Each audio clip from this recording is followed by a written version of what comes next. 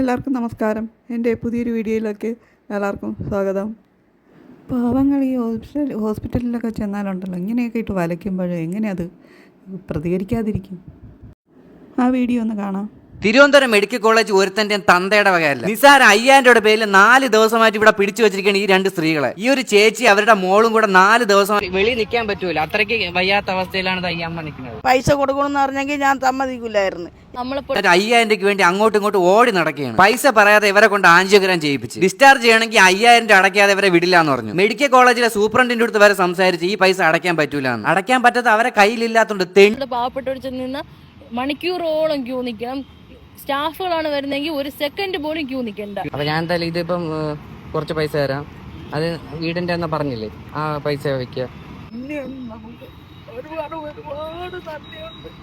സാധാരണക്കാരുടെ അവകാശമാണ്. നിങ്ങളെ ശമ്പളം തന്ന് നിർത്തിക്കുന്ന സാധാരണക്കാർക്ക് സർവീസ് നല്ലതുപോലെ കൊടുക്കാൻ വേണ്ടിയിട്ടാണ്. അതിന് നിങ്ങൾക്ക് താല്പര്യമില്ലെങ്കിൽ നിങ്ങൾ കളഞ്ഞിട്ട് പോകണം. കുറെ തലമൂത്ത കൊച്ചപ്പന്മാർ അവിടെ നിൽപ്പുണ്ട്. ഇത് ഒരു കാര്യമാണ്. ഇതേപോലെ ഒരുപാട് സാധാരണക്കാർ എൻ്റെ അടുത്ത് അവിടെ വന്ന് സംസാരിച്ചതാണ്. ഇവരുടെ എല്ലാം കണ്ണീര് നിങ്ങൾ ഉത്തരം പറഞ്ഞേ പറ്റൂ. എന്തോ ഒരു ഭാഗ്യത്തിന്റെ പുറത്താണ് രാത്രി ഇവരെ മെസ്സേജ് ഞാൻ കണ്ടത്. അവർ എൻ്റെ അടുത്ത് പറഞ്ഞു, ഒരുപാട് പേരടുത്ത് ഞാൻ പൈസ ചോദിച്ചു, സൂരജിന്റെ അടുത്താണ് ലാസ്റ്റ് ആയിട്ട് ചോദിക്കുന്നത്. അവർക്കൊരു കുഞ്ഞു മോളുള്ളതുകൊണ്ടാണ്. സൂരജ് ഇവിടെ വന്നില്ലായിരുന്നെങ്കിൽ ഞാൻ എന്റെ അമ്മേനെ കൊണ്ട് ഞാൻ ആത്മഹത്യ ചെയ്തു എന്നവരെ പറഞ്ഞതാണ്. എന്നോട് ചോദിക്കുമ്പോൾ വേറൊരാളോടും കൂടെ ഇതുപോലെ പൈസ ചോദിച്ചായിരുന്നു. വീഡിയോ കോൾ ചെയ്ത് കാണിച്ചു തന്ന പൈസ തരാന്ന് പറഞ്ഞ ഒരു മോനുണ്ടായിരുന്നു, പുന്നാരമോൻ. ഇതിനൊക്കെ നീ കണക്ക് പറയും മോനെ. ഡിസ്ചാർജ് ചെയ്ത് 4 ദിവസമായിട്ടും കയ്യിൽ ഒരു പൈസ പോലും എടുക്കാതെ, ഒരു ആഹാരം പോലും ആ കുഞ്ഞിന് പോലും വാങ്ങിച്ചു കൊടുക്കാൻ നിവർത്തിയില്ലാതെ അവിടെ കൊണ്ടുവരുന്ന പൊതുച്ചോറിന് വേണ്ടി കാത്തിരുന്ന ദിവസങ്ങളാണ് ഇവർക്കുണ്ടായത്. അവര് പട്ടിണി കിടക്കും, പക്ഷെ ആ കൊച്ചിന് എന്തെങ്കിലും വാങ്ങിച്ചു കൊടുക്കണ്ടേ? ഒരുപാട് നല്ല നഴ്സുമാരും ഡോക്ടർമാരും അറ്റൻഡർമാരും ഒരുപാട് നല്ല ആൾക്കാർ അവിടെ ഉണ്ട്. പക്ഷേ ചില യക്ഷികൾ അവിടെ ഉണ്ട്. അവരെ ഇവിടുന്ന് തുരത്തിയില്ല എന്നുണ്ടെങ്കിൽ മെഡിക്കൽ കോളേജിന് എന്നും ഒരു പേരുദോഷമായിരിക്കും. പിന്നെ നിങ്ങൾ സംസാരത്തിലടക്കം തെളിവ് സഹിതം എന്റെ കയ്യിലുണ്ട്. അത് വീഡിയോ ഒന്നും ഡിലീറ്റ് ആയിട്ടില്ല. എന്നെ കൊണ്ട് ചെയ്യാൻ പറ്റുന്ന മാക്സിമം ഞാൻ ചെയ്തിട്ട് ഞാൻ അവരെ വീട്ടിലോട്ട് പറഞ്ഞു. അവരെ മെഡിക്കൽ കോളേജിലെ ബില്ല് 5-6 മാസമായിട്ട് വാടക കൊടുത്തതിന്റെ ആ വാടക കുടിശ്ശികയും ഓട്ടോയ്ക്കുള്ള പൈസയും കൊടുത്തിട്ടാണ് ഞാൻ അവരെ കയറ്റി. ഈ മെഡിക്കൽ കോളേജിൽ ഇതുപോലത്തെ കുറെ ആൾക്കാരുടെ സ്വഭാവം കാരണം ഒരുപാട് കഷ്ടത അനുഭവിക്കുന്ന ഒരുപാട് ആൾക്കാരുണ്ട്. അതിലൊരു ചേച്ചി, ഒരു അമ്മയാണ് ഇത്. എന്തായാലും എന്നെ കൊണ്ട് ചെയ്യാൻ പറ്റുന്നതൊക്കെ ഞാൻ ചെയ്തു. മെഡിക്കൽ കോളേജിൽ വരുന്ന സാധാരണക്കാരോട് നിങ്ങളുടെ ധാഷ്ട്യം കാണിക്കരുത്. അവരൊക്കെ പാവങ്ങളാണ്, സാധാരണക്കാരാണ്. അവർക്ക് ഗതിയില്ലാത്തതുകൊണ്ടാണ് അവർ മെഡിക്കൽ കോളേജിൽ വരുന്നത്. രോഗം വരാൻ വേണ്ടി ആരും ആഗ്രഹിക്കണതല്ല, അത് വന്നു പോകുന്നതാണ്. വേണ്ടി ചോദിച്ചിട്ട് പോലും അവർ വിട്ടില്ല. ആദ്യം ഈ പൈസ പറഞ്ഞിരുന്നെങ്കിൽ എവിടെന്നെങ്കിലും അറേഞ്ച് ചെയ്ത് തന്നെ, ഇല്ലെന്നുണ്ടെങ്കിൽ ചെയ്യാതെ അവർ പോകുമായിരുന്നു. അപ്പൊ അവിടുത്തെ ഒരു മാലാക ഡോക്ടർ പറഞ്ഞെന്ന് പറഞ്ഞു കഴിഞ്ഞാൽ, ഇപ്പൊ നിങ്ങളടുത്ത് പറഞ്ഞല്ലോ ഇനി എവിടെന്നെങ്കിലും തെണ്ടി പറക്കൊണ്ട് വരാൻ. ഞാൻ അവർക്ക് വേണ്ടി അവിടെ ചെന്ന് അവരെ വീഡിയോ എടുത്തതിന് അവിടെ പോലീസിനെ വരെ വിളിച്ചു വരുത്തി എന്റെ ഫോൺ മൊത്തം ഡിലീറ്റ് ചെയ്യിപ്പിച്ച്. ഈ പോലീസിനെ വിളിച്ചു വരുത്തിയ സുഷ്കാന്തി ഇവരെന്താ ഇവരെ കാര്യത്തിലൊന്നും കാണിക്കാത്തത്? രാത്രി മെസ്സേജ് കണ്ടിട്ടാണ് ഞാൻ ഇവിടെ വരുന്നത് 11 മണിക്ക്. ബില്ലടച്ചു കഴിഞ്ഞാൽ ഡിസ്ചാർജ് ചെയ്യാന്ന് പറഞ്ഞിട്ട് ഞാൻ ബില്ലടക്കാൻ വേണ്ടി പോയപ്പോൾ ഓഫീസ് എല്ലാം നേരത്തെ ക്ലോസ് ചെയ്തു. പിറ്റേന്ന് ബില്ലടച്ചതിന് ശേഷം രാത്രി 8 മണിക്കാണ് ഇവർ ഡിസ്ചാർജ് ചെയ്യുന്നത്. ഈ സമയത്താണ് ഇറങ്ങുന്നത്. ഇവരെ കണ്ണീര് പിടിപ്പിച്ച സാറുമാരോട് ഞാൻ പറയാണ്, നിങ്ങൾ കാണിക്കുന്ന ഈ അഹങ്കാരം ഉണ്ടല്ല, നിങ്ങളെ കയ്യിലുള്ള പൈസയുടെ ഹുങ്കൊണ്ടല്ല, ഒരു അസുഖം വന്നാൽ തീരാന്നതേ ഉള്ളൂ. ഇവിടെ വരുന്ന പേഷ്യന്റ് അടുത്ത് നിങ്ങൾ മാന്യമായിട്ട് സംസാരിക്കണം. ഇത് ഒരുത്തന്റെ തന്തയുടെ വകയല്ല. മെഡിക്കൽ കോളേജ് എന്ന് പറഞ്ഞാൽ സാധാരണക്കാർക്ക് വേണ്ടി മാത്രമുള്ളതാണ്. നിങ്ങളെ ഓശാരമൊന്നും ഇവിടെ ആർക്കും വേണ്ട.